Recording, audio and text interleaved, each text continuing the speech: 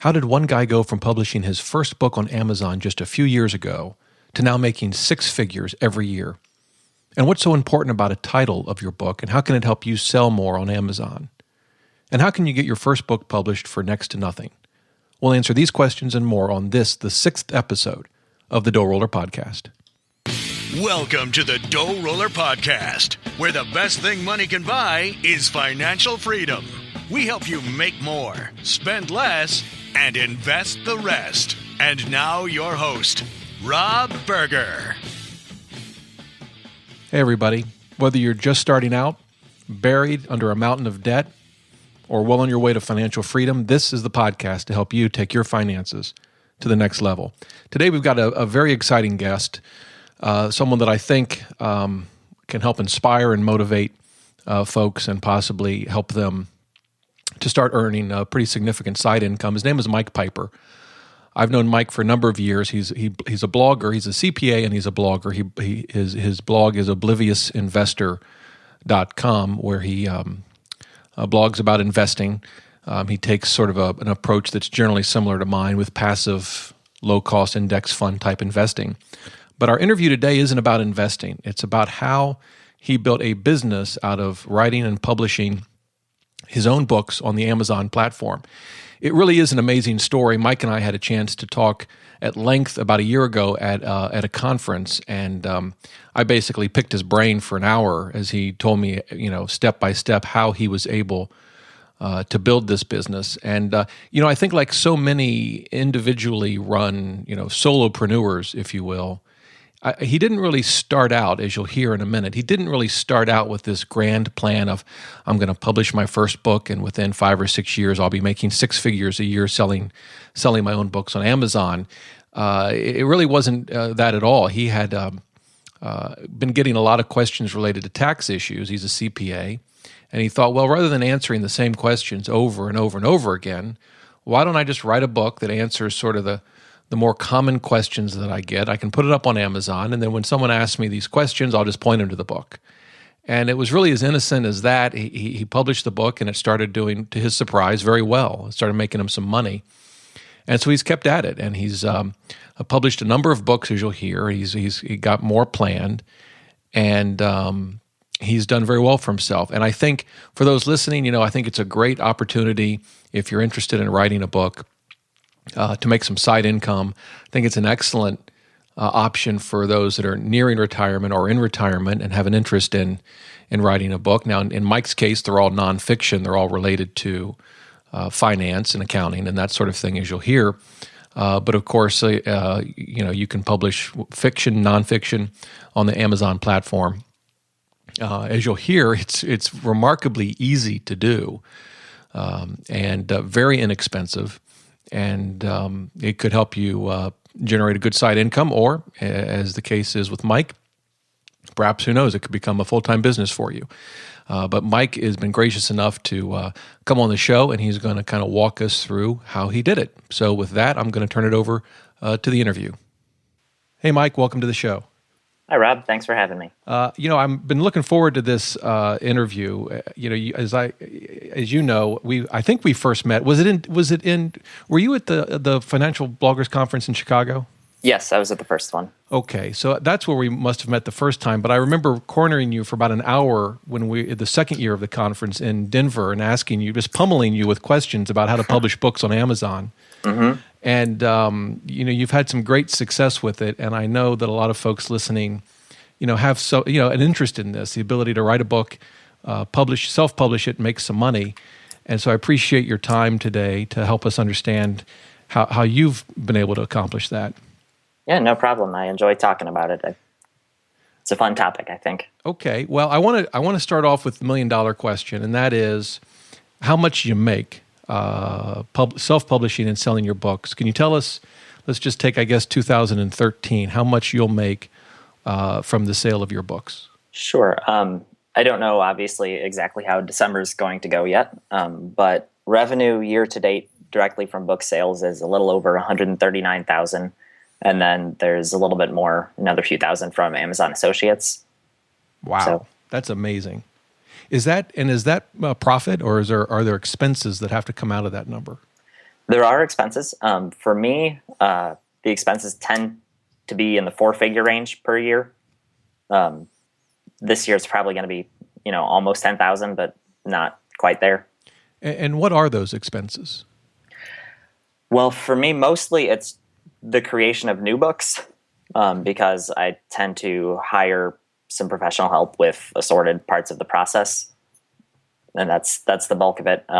Another one is not actually related to the book publishing itself. It's CPA, assorted costs, continuing ed classes, and things of that nature, which are business expenses, and they help to market my books, but they're obviously not directly related to the publishing itself.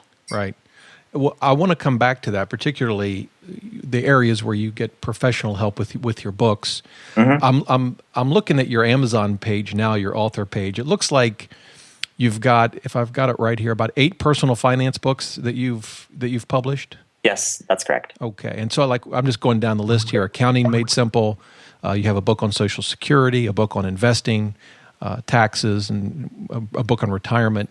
And you mentioned the expenses related to being a CPA. So can you just kind of give us a bit of your background? Well, prior to working prior to this publishing business, I was a tax accountant, doing exactly what I think a tax accountant does, just filling out tax returns, pretty much. And how did you go from that to both publishing books, and of course, I haven't mentioned it, but you've got a great investing blog, obliviousinvestor.com.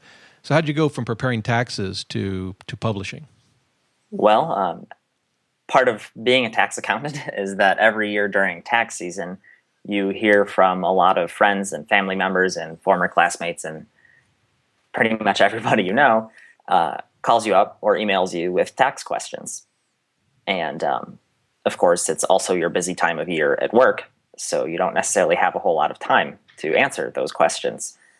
So I guess maybe it would have been 2007, I decided to just go ahead and write down the answers to the most common questions I was getting, just put them in a book, and then next time someone asked me, I'd say, you know what, you could just read this book and it has all the information that you want. And was that the Taxes Made Simple book? No, actually, that was the one about taxes for sole proprietors, because that was the topic that people asked me about most often.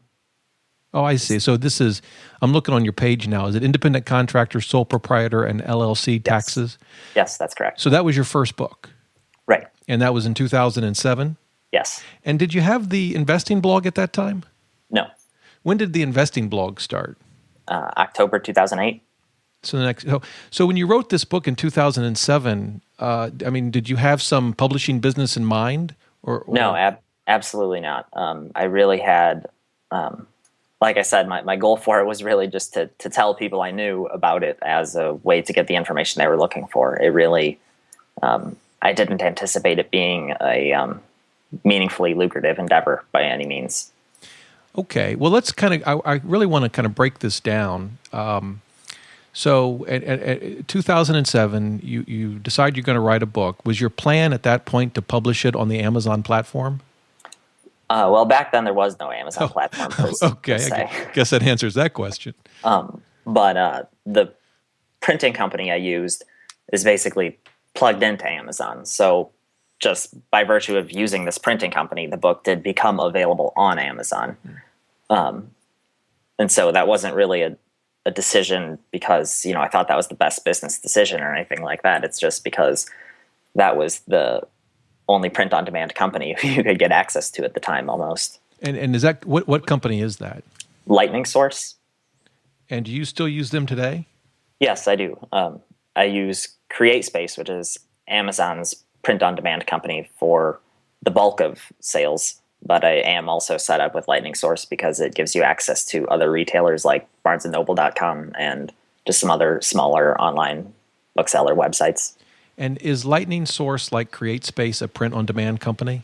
Yes, exactly. All right. So the idea is you don't print 1,000 copies up front, but rather these companies print out books as folks order them.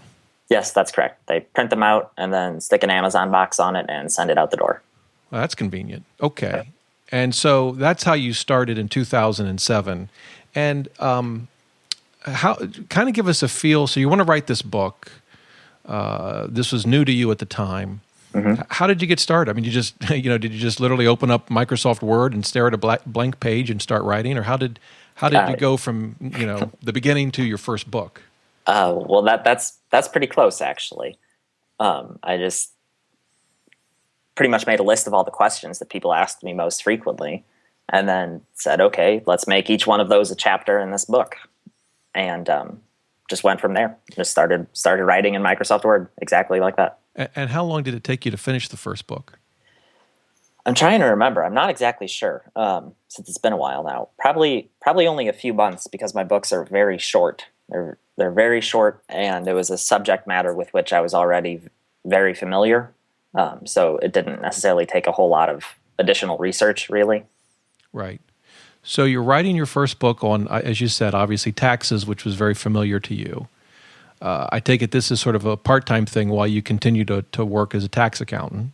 Yes. And you get the book done in a couple of months. Did you have anyone edit it? Yes. And how did you find an editor? Just Elance. Okay. Pretty much just comparing people's previous work that they've done, looking at costs, looking at how well they appear to communicate online. And that's pretty much it. And do you remember how much it cost to have that first book edited? Boy, no, I don't, actually. It's never been, honestly, a terribly high price. 3 figures every time, really. Because all I'm exactly looking for there is someone to check my grammar, someone to make sure that it's understandable. And then I typically will bring in somebody else who is a subject matter expert, a technical editor, if you will, to check the actual material of the book for errors.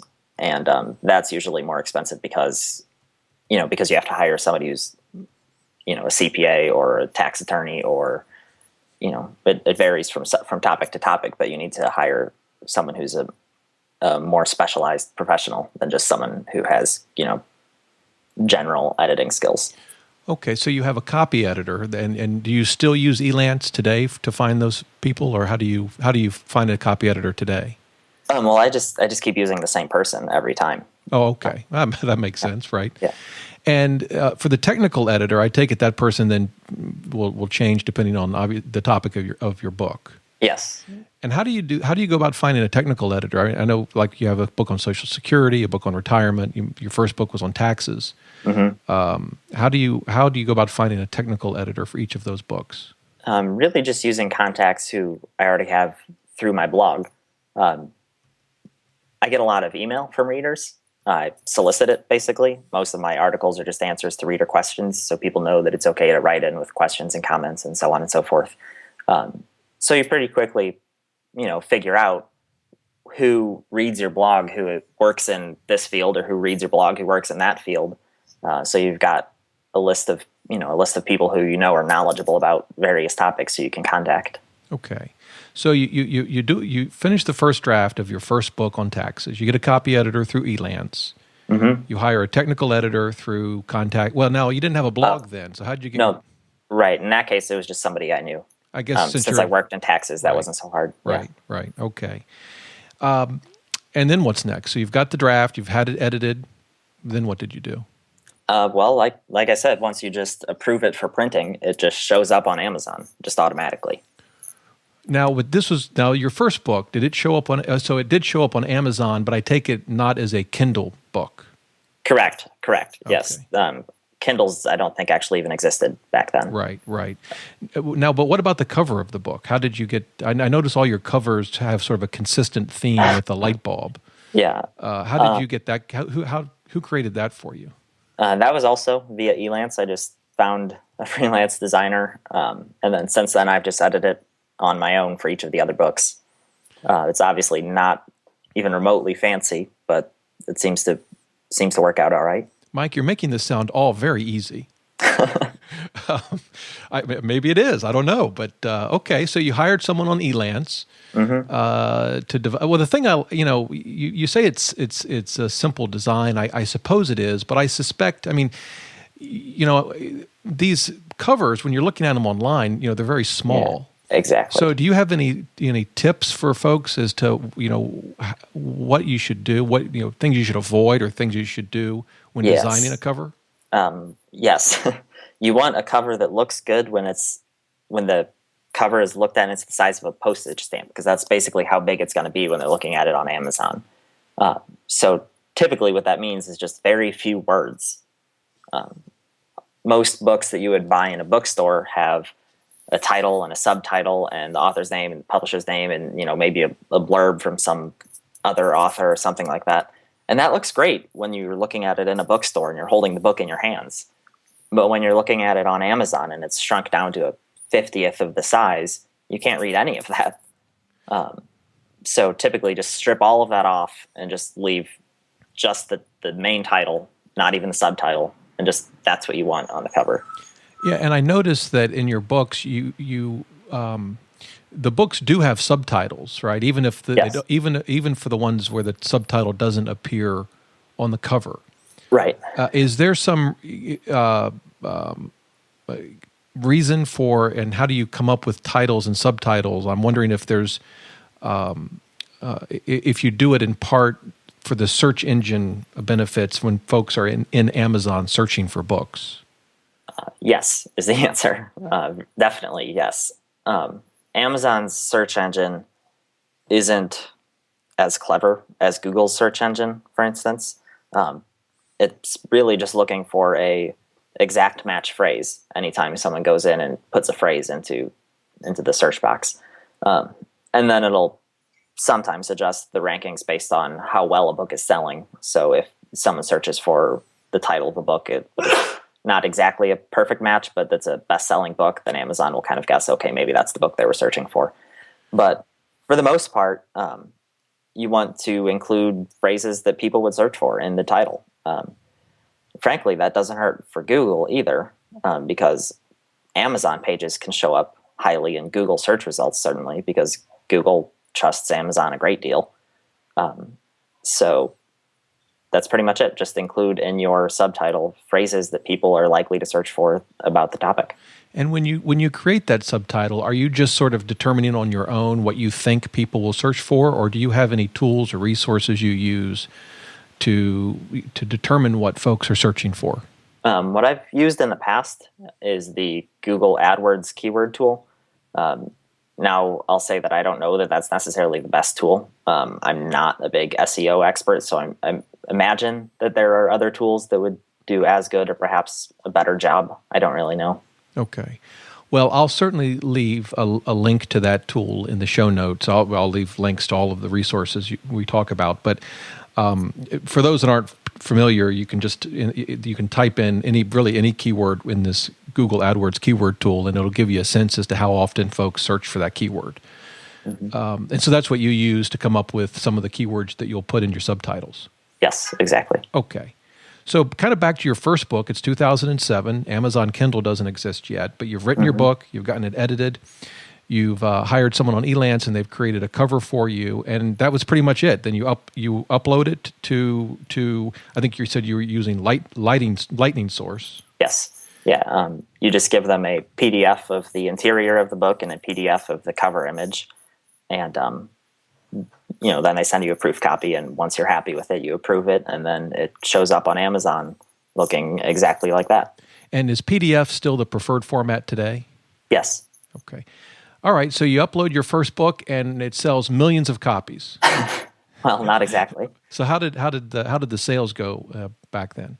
It did go surprisingly well. That's what pretty much motivated me to write another one. I think let's see, I can actually look it up.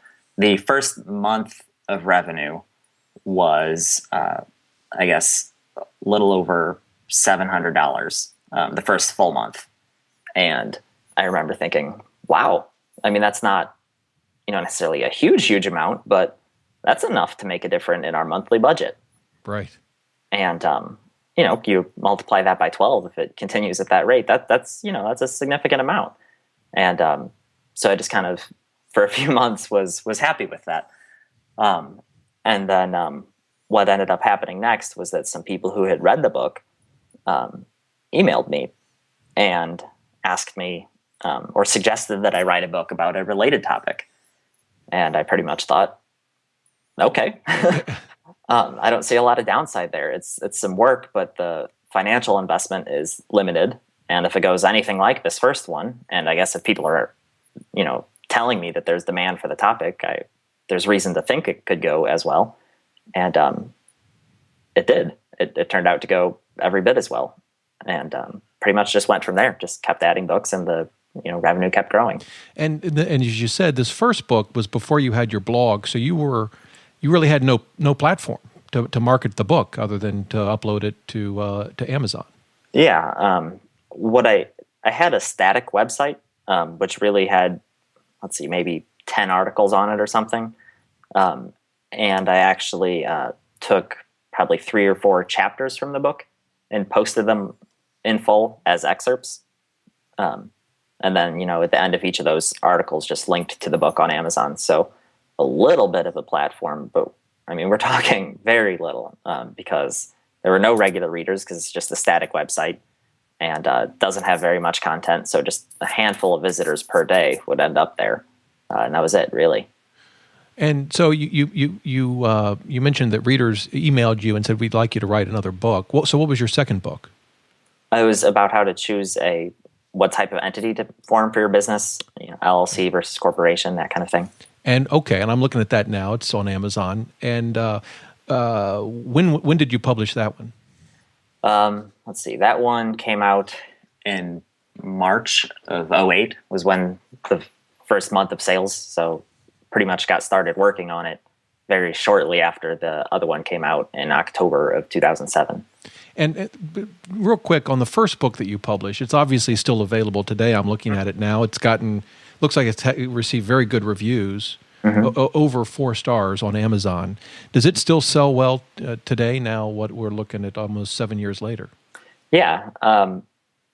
Surprisingly, books don't seem to taper off very much in my experience. If you have a big successful blog and millions of subscribers, there will certainly be a burst at the beginning, and it'll taper off a little bit after the first couple of months.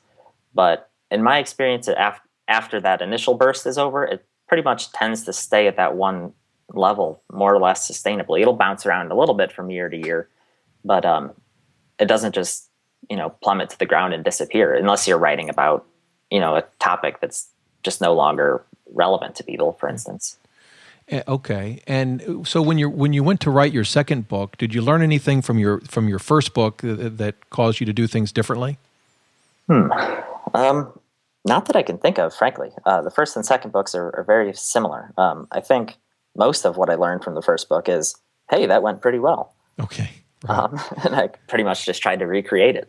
And did you have, so again, for the second book, you open up a Word document, you start typing, Yep. You get a draft. I take it with that book, you also had a copy editor and a technical editor? Yes, same exact process, yeah. And you already had your cover, you basically just changed the title and the color. Yes, precisely. Yep. And now, when did the Amazon Kindle platform become available? Let's see. I didn't jump on it immediately. Because frankly, at the beginning, it was a pretty niche sort of thing. Most people didn't own Kindles and you couldn't read, most people didn't own Kindles. iPads weren't around and you couldn't read them on your phones or on a regular PC or Mac. So my first month publishing via Kindle was January of 2011. Oh, okay. I hadn't realized it was that late. Mm-hmm. So up until then, obviously, all of your sales were from paperback. Yes, that's correct. Okay. And, one thing I didn't ask you about your first book, and maybe really about all of your books, is how you price them. How do you determine the price, and is there any things that readers should be aware of when they set the prices for their book? Well, I have different prices for the print version and the Kindle version. For the Kindle version, I've experimented a little bit. I've tried $2.99, $4.99, and $9.99, and it was very interesting in that the sales volume changed exactly the right amount for the overall revenue to be unaffected from any of those changes. It was the same total amount of revenue whether I priced it at any of those 3 prices. So for no particularly good reason, I've stuck with $4.99. As far as the print versions, what I've done in the past is try to price them so that after Amazon discounts them, two of them would qualify for the free shipping, which was at $25 for most of Amazon's history. They recently bumped it up to $35. But that was pretty much my pricing strategy, was just make it so that people would be likely to buy two of them at once to get free shipping. So what do you have to price them at in order for two items to qualify for free shipping? In other words, they just have to total $25 in purchases? Right. Yeah. Okay. And so in terms of the money that you make, do you make more from the sale of a Kindle edition or more from a paperback? Almost exactly twice as much from the sale of a paperback book. Okay. And do you find that most of your books today, now that you're on the Kindle platform, what's the percentage of books you sell in paperback versus Kindle? Well, I don't track unit sales. I just track revenue. But for the last 2 years, pretty much all of 2012 and 2013, about 30% of the total revenue is Kindle and 70% is still print, and that's not changing. Over 2011, the percentage that was Kindle grew pretty rapidly, but then it leveled off at about 30%, and that's still where it is. So, go ahead. Well, I would say, so print is obviously critical to your business. Yes. In my mind, there's no reason not to do both. Writing the book and getting it edited and actually finishing the content of the book is the overwhelming majority of the work. Getting it put into both a print and a Kindle format doesn't really take very long or cost very much. So to not do it is just to leave revenue sitting there, basically. Mm-hmm. So for a book today, when you add up the costs of hiring a copy editor and a technical editor, I take it, well, first of all, I take it there's no cost once you have the book done. Mm-hmm. I take it there's no cost to make it available through Amazon Kindle or CreateSpace or Lightning Source. That's correct for CreateSpace and Kindle. With Lightning Source, it's a $75 one-time fee, so not exactly anything to worry about. But yeah. Okay, so once you have your book ready, it's $75 total to get it up on all three platforms. Yep. All right, so to go with all the editing that you do, and perhaps other costs associated with creating a book, what's your investment in a book? It has varied. The way I've done the technical editing in the past is just a simple hourly arrangement. So it's varied. That's the biggest cost for me, is the technical editing. So it varies simply depending on how much time that person needs to put into it. But typically, $2,000 to $4,000 would be a grand total for the whole thing. Now, you certainly could spend far more than that if you hired someone to do the cover art every time and hired somebody to do the book layout and so on and so forth. But that's what it's been for me, between $2,000 and $4,000. Yeah, and your books, obviously, well, not obviously, but your books cover fairly technical topics. Yes. I suppose some folks listening may not have the need for a technical editor, or again, depending on the topic. Sure. Yeah. But you mentioned paying someone to do the book layout. What do you mm-hmm. mean by that? The actual print book, you need to be able to give CreateSpace and Lightning Source if you're using them. You need to be able to give them a PDF that looks exactly how you want the book to look. They're not going to do that for you. So you need to figure out a way to do that, basically. The way I do it is just Microsoft Word. Just, playing with the margins, playing with the font, playing with the spacing and everything until it looks how I want it to look. And then you can just save it as a PDF and that's it. So it's not really terribly complicated. But the first time you do it, it'll take a while to learn it, certainly. And if you don't want to take that time, you could certainly outsource it. There's, I'm sure, plenty of professionals who can handle that sort of thing. But of course, that will increase your cost. Yeah. I'm looking at your book now on Investing Made Simple.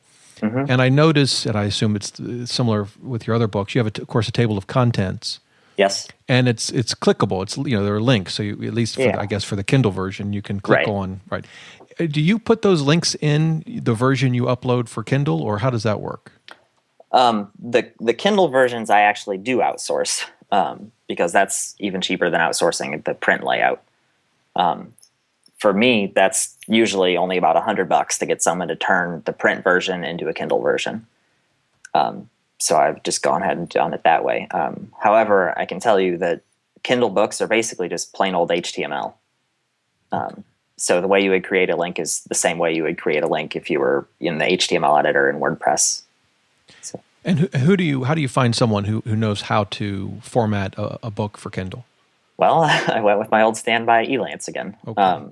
But I've used the same people for that every time as well, and recommended them to several other people who have been fairly happy. So if you want, I'll give you the link to them and you can post it along with this podcast. Yeah, that'd be great. That would be great. Okay, so again, you're making this sound very easy. Mm-hmm. Although $2,000 to $4,000, I suppose, that's not an insignificant investment. No, that's true.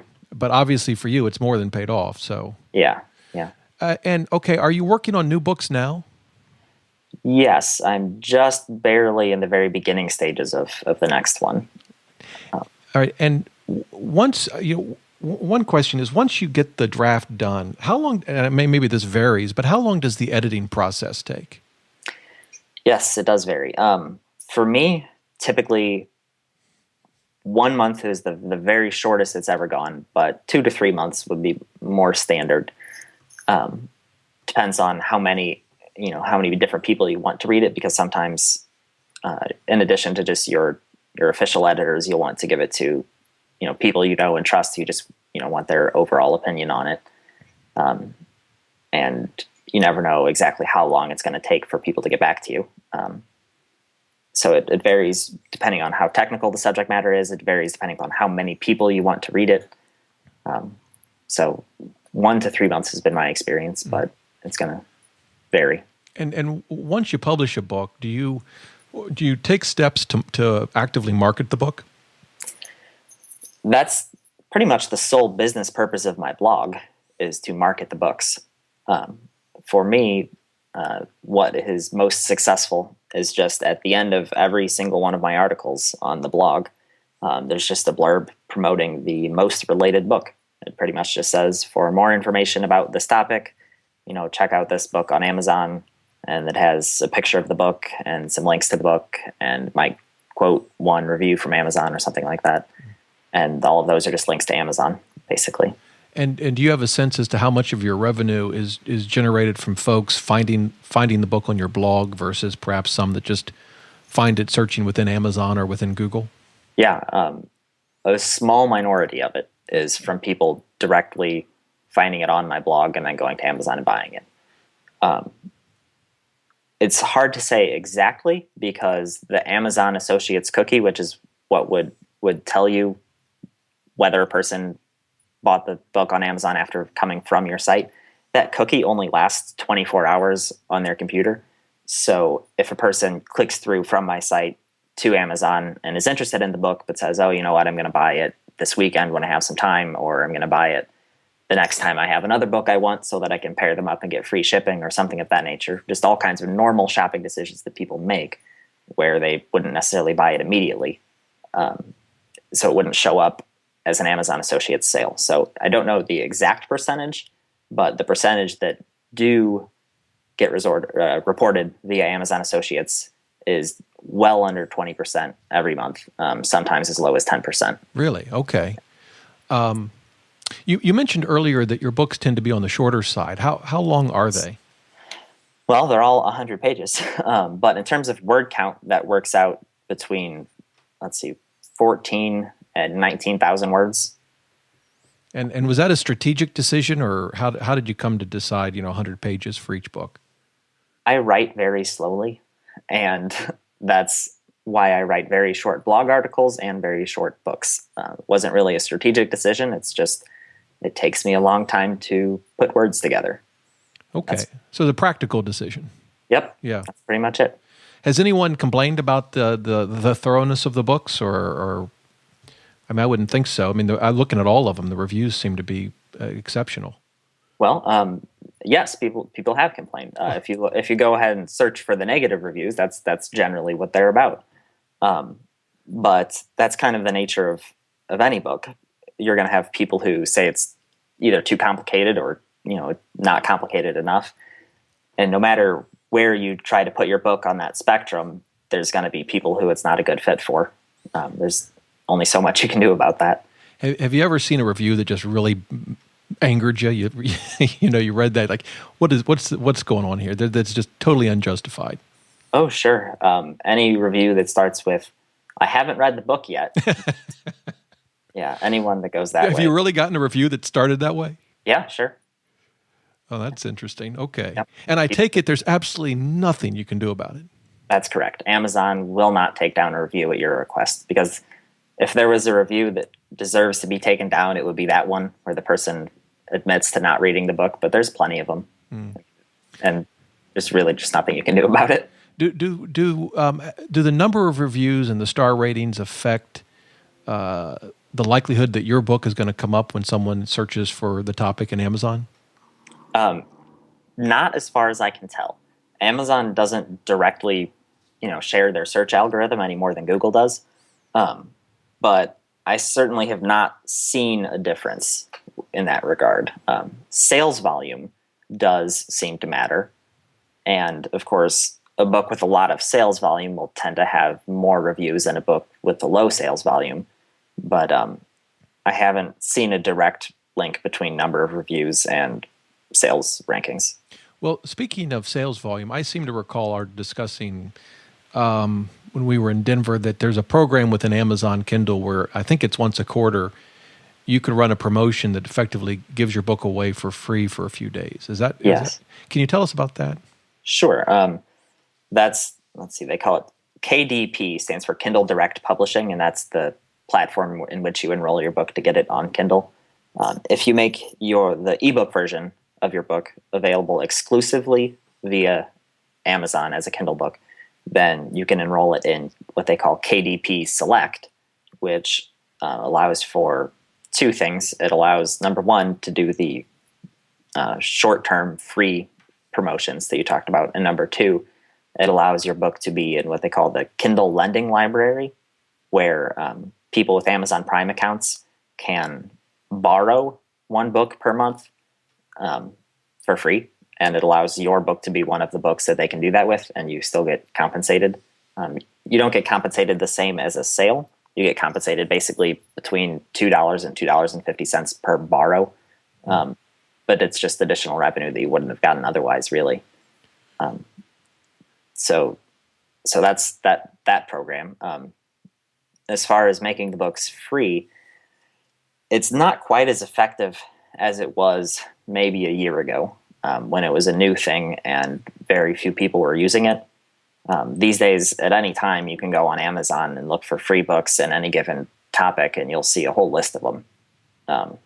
So it's not as effective as it used to be for generating, buzz, so to speak. It's not a newsworthy thing anymore for someone to make their book available free on Kindle. As a result, have you stopped doing that, or do you still make your books available for free from time to time? I haven't done it with existing books. I did it with my most recent book, which was the one about Social Security, which came out, I guess, about a year ago now. I made it free on Kindle just for a few days, really just as a way to say thank you to blog readers. And I temporarily discount the print version as well, because the way I see it, pretty much no one's going to find out about it except for people who read my blog. So give them a price break and then bump it up to the normal price, basically, after a few days. So of all the books you've written, which one has done the best for you?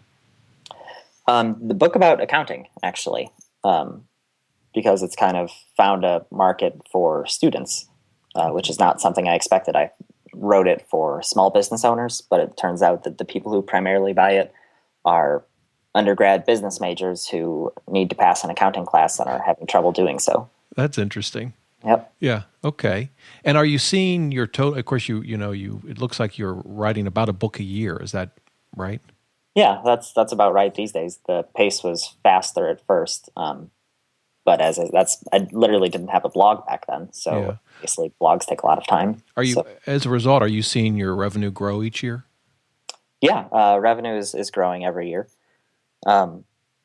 It has other variables involved as well. Just how much traffic you get to your website, and how much Google likes your website this month, things like that. Yeah. But yes, revenue has so far grown every year since the business started. And did you ever make audio versions of your books? I haven't done that before. That's not really something I've looked into. I don't really know how big of a market that is. Okay.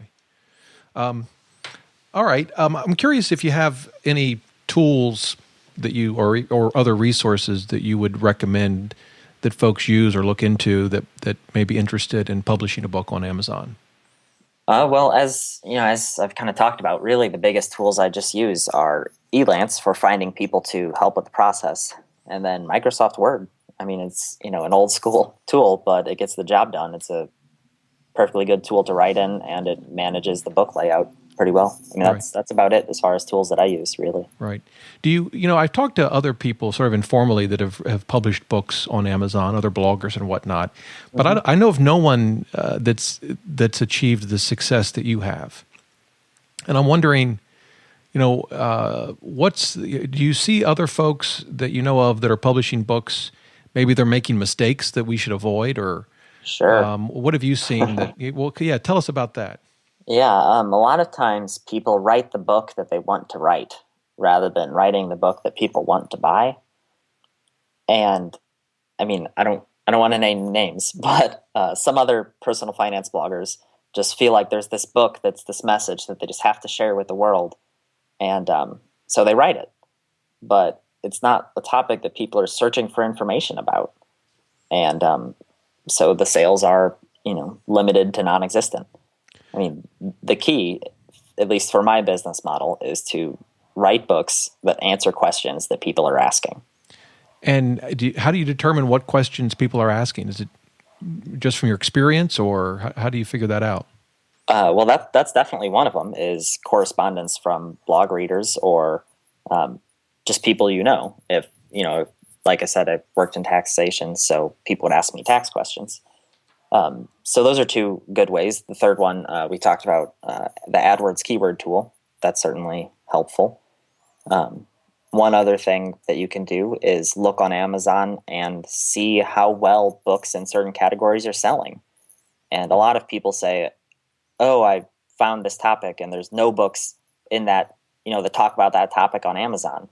And so they think that the fact that there's no competition is a good thing. But a lot of times that means that's because there's no demand for that topic. Right.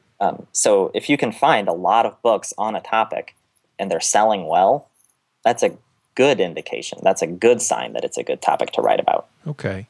Well, I do notice, your books are very, the subject matter is very specific as opposed to, say, a general personal finance book. Yeah. I mean, not that the topics themselves, I mean, like take your Social Security book. I mean, there's a lot of information that's relevant to Social Security, but it's still a fairly narrow topic with folks that are interested in Social Security, maybe folks that are going to be retiring soon. It's going to answer questions specific to them as opposed to some sort of general personal finance book that I suspect would be harder to market. Yeah, I think that is a helpful part of the business model, is that, it all starts with people showing up on your website, looking, really interested in a specific answer to a specific question. They're actively looking for information about this topic right now. So it's not by any means a far-fetched sort of thing to offer them a product that is just more information about that topic. So the more tailored that product is to exactly what they're looking for, I think, the more interested they're going to be. Okay. Can you share with us the topic of your next book, or is that a trade secret at the moment? I don't think I should share the topic because it's a project with another author as well. Oh, okay. And that's the first time I've been doing that, and I haven't really talked to him about that yet. No worries, no worries. And I suspect I now know, but we'll keep that to ourselves. And maybe when it comes out, you can let me know, and I can share it with folks on DoughRoller. Great. Well, I appreciate your time today, Mike. It's been very helpful. One thing I think I mentioned to you, but I am working on my first Amazon book on Obamacare. I don't know if that's the right topic to write. You said that some folks write what they want to write about versus what people want to read about. But I'm not sure where that topic falls into that range. But it's certainly, Obamacare is a hot topic now, and I think very confusing. It's very much so. Yeah. So I'm hopefully going to take and apply a lot of your tips that you've shared with us today. We'll see how it goes. If I could have a quarter of your success, I'd be thrilled. Well, good luck. Yeah, that sounds like a good topic to me. Well, we'll see how it goes. Yeah. Well, listen, I appreciate your time today. Yeah. Thanks for talking. I had fun. Well, I hope you enjoyed the interview with Mike, and I hope you find it inspiring and motivational. One of the things that I know has held me back from time to time is this kind of fear of failure. Maybe it's just me. I think a lot of people deal with this. But you think, if I publish a book, is it going to bomb? Am I going to get bad reviews? Maybe someone I know or work with is going to read it and think it's stupid. I certainly feel that way when I try to write fiction. I've never published anything that I've written, but I've let some friends read it, and so I don't know. It's just a weird feeling when someone's reading your own written work and what they're going to think about it. But frankly, I had that same view with this podcast, and it at some point you just got to just do it. Forget what people are going to think, whether it's going to be successful or not. If you've got a book inside you somewhere that you've been dying to write, whether it's fiction or nonfiction, I encourage you to do it. It's so easy to do now and get published. And who knows, it may end up being a good source of additional income. It may be like Mike Piper. Who knows, maybe it'll be a business for you. But I hope you found Mike's story motivational, inspirational. I know I did. And if you have any questions, feel free to email me, reach out to me. I'll be happy to answer them, or perhaps refer them to Mike if I can't about this particular podcast. Just you can email me at dr@DoughRoller.net. And whatever links we mentioned in the show, and I'll include links to Mike's blog and some of the books he's written, you'll find in the show notes. That'll be at DoughRoller.net/podcast 6, podcast followed by the number 6. You'll find the show notes. So with that, I think it brings the show to a close. As always, you can subscribe to this podcast and leave a review. Just go to DoughRoller.net/iTunes. That'll direct you to the iTunes page where this show resides. And if you're not already subscribed to our weekly newsletter, I encourage you to do so. It goes out every Saturday at 8 p.m., and it's packed full of links to resources and tips, everything that can help you make the most of your money. You'll find that newsletter by going to DoughRoller.net/newsletter. So that's it. I hope you enjoyed the show. Until next time, remember, the best thing money can buy is financial freedom.